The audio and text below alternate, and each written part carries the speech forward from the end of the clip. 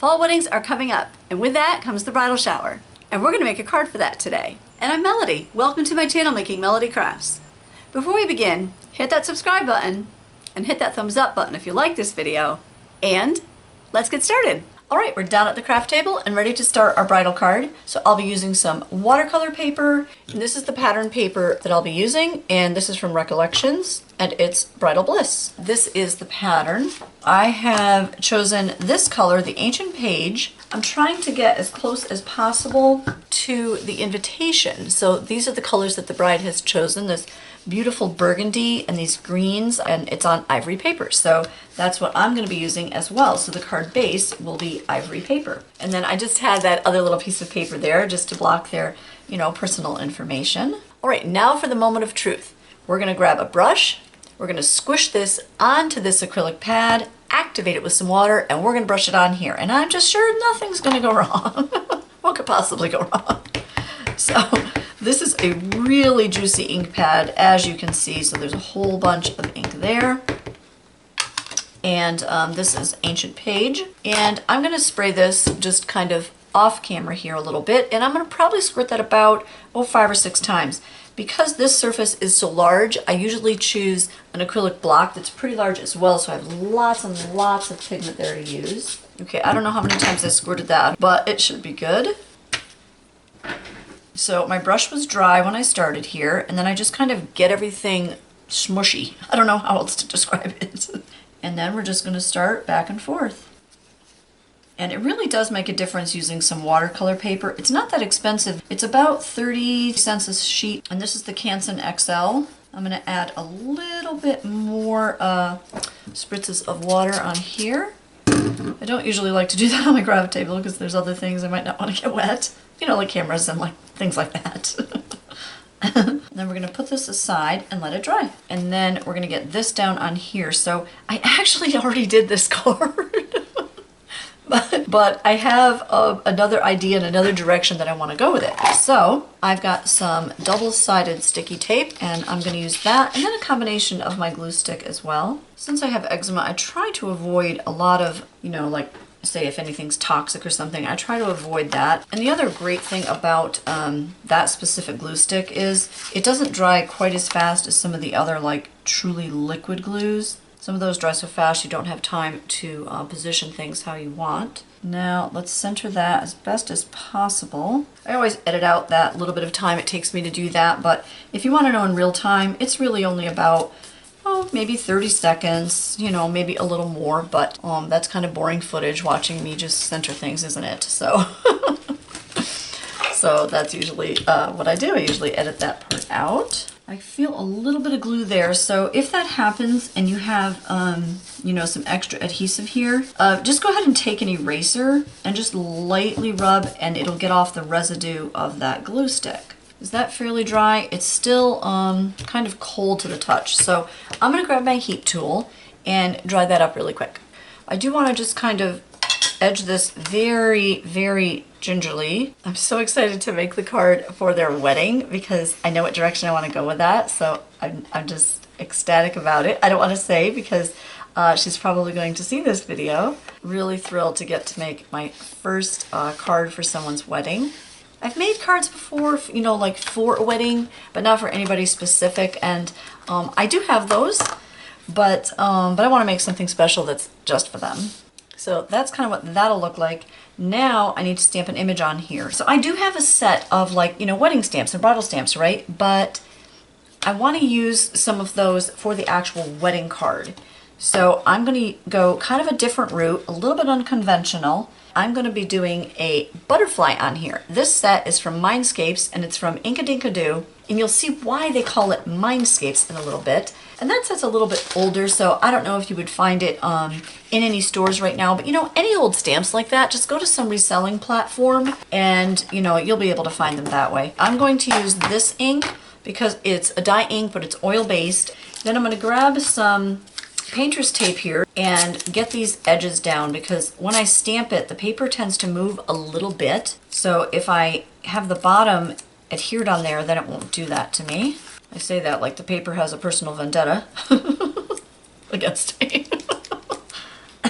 So in the last video, there were lots of times where the doorbell was ringing and the dog is barking and whatnot because we had our air conditioning fixed. Okay, and I want to have this a little bit lower because I want a little sentiment at the top. And then you'll get to see this. Oh, I'm so excited for you to see it. So with any stamp, you do want to give it some time. Let the ink transfer from the stamp to the paper. I know we're in a rush usually, right? And trying to get a lot of things done. I totally get that. Just give it a few seconds. 5 or 10 seconds is good to let that ink transfer. Okay. Oh, yes. That side, let me turn this around and get it off the tape. This one side, I had an issue with this last time too, so that's interesting. I can easily fix this. I don't know if you can see, but right up here, this edge of the little butterfly's wing didn't stamp quite as well as over here. But have no fear, colored pencils are here. So I just take my black colored pencil and then color that in. So let's get this done. So this is an easy fix. Okay, so now that's all filled in, and now to get our sentiment on there. I have a couple directions I can go, and tell me what you think. Oh, I wish you could just tell me. That'd be so cool. Let's zoom out a little bit so you can see there's a novel idea. Okay, so I can do the celebrate word here. Yeah, let's go with that. Let's stick with that there. And then I'm just gonna position it on my block so that I just square off my block to here, and then I'll know I have it right where I want it. Okay, so I'm gonna square it off here. All right, pretty cute, right? Oh, I just like it so much. It's so much fun. All right, now let's go ahead and get this off of here. That edging is all dried, and then we're gonna get this down on here. All right, so we've got the tape on there, and then I'm also gonna add the glue stick like I do. And the moment of truth. You have a little wedding ring in this set. That would be something fun to add to the bottom right. Just something else for interest. Ooh, maybe at the top. Oh, maybe that would be really cute, right? Okay, so let's see if this is gonna grab. It's not really grabbing this ink for some reason. See how it's kind of like, it beads up a little bit. So when the ink beads up like that, I'm not gonna risk that. Not for this card, especially because I already glued that down. It's a good idea anytime you're doing anything like this, and I'm going to test this here off to the side on my scrap paper. Oh my gosh, yes. It's a good idea that, you just kind of check that to make sure that it's going to come out well before you do it, and then stamp it before you glue it down. Basically don't do what I just did. Yeah, it's a cautionary tale here. I think I'm going to like that there. It's hard to tell because it's upside down to me. Nice. So that's what we've got. I almost want to stamp it again, but I don't know if I should. Sometimes it's good to leave well enough alone, right? Sure, maybe I'll do another one down here at the bottom. Okay, so that's what we've got. Okay, now on the inside. All right, so I've got those two on there. I kind of want something else in this corner here, so I'm gonna stamp these little, this little stamp here of the rings again. Okay, I'll just hold that there for a little bit. And then I'm not sure if I'm going to use this this next stamp or not, but I do want to stamp one more thing that I might use on the inside. Yeah, I've got this stamp, which is the, the saying, something old, something new, that whole saying. I'm going to stamp that and then add something else on there. Okay, and then I've got an idea for something else that I want to have on here, so we're going to do that next. So I've got the rubber stamp, but I've got no cushioning underneath. So we'll see what happens when I lift this up, if the whole image does transfer.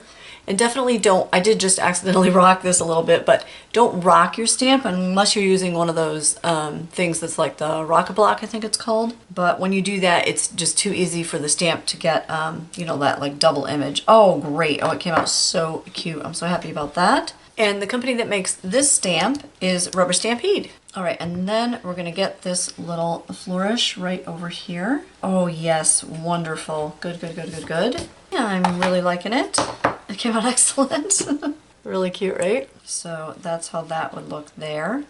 I kind of like that because, it's for a bridal shower, and the only thing I have on the outside that's technically, bridal shower or something about a wedding is the wedding rings.